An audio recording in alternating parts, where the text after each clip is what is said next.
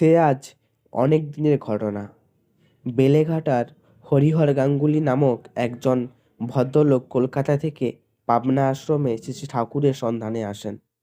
তখন শ্রী শ্রী ঠাকুর পাবনায় থাকতেন।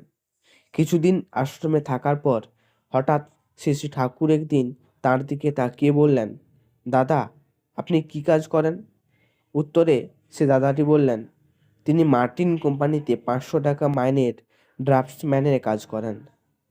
শুনে ঠাকুর বললেন, সে কাজ পাবনায় পাওয়া যায় না? হরিহরবাবু বললেন, জেলা বোর্ডে এ কাজের জন্য লোক দরকার হতেও পারে। শ্রী শ্রী ঠাকুর তখন সদ্দেহ সুশীলচন্দ্র বসুকে ডেকে বললেন, ইঞ্জিনিয়ারিং সাহেবের সঙ্গে তো আপনার পরিচয় আছে, দাদাকে নিয়ে একবার তার কাছে যান, যদি এখানকার কাজটা হয়ে যায়। সব শুনে ইঞ্জিনিয়ারিং সাহেব বললেন, আমরা একজন ড্রাফটসম্যান নেব, কিন্তু ওখানে উনি 500 টাকা বেতন পান। 700 টাকা পরে তার বেতন বৃদ্ধি হবে, আর আমরা এখানে 150 টাকা বেতন দেব।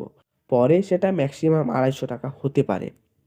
সব শুনে শ্রী শ্রী ঠাকুর হরিহরবাবুকে পরিবারের লোক সংখ্যা কত জিজ্ঞাসা করলেন। যখন শ্রী শ্রী ঠাকুর শুনলেন মাত্র 4 জন, তখন বললেন, বেশি টাকা দিয়ে কি হবে? 150 টাকা হলে 4 জনের খুব ভালোভাবে চলে যাবে। কলকাতায় গিয়ে সকলকে বলে তাড়াতাড়ি চলে আসুন।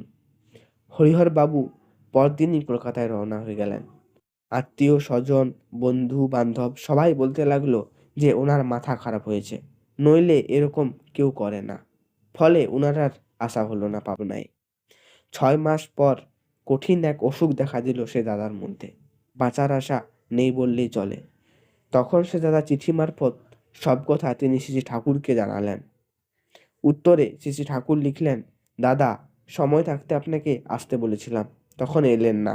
সব শেষ করে সবই যখন হাতের বাইরে চলে গেছে, তখন আসতে চাইছেন। এখন আর কি করা যায়? পরমপিতাকে মনে প্রাণে স্মরণ করুন। জয় গুরু।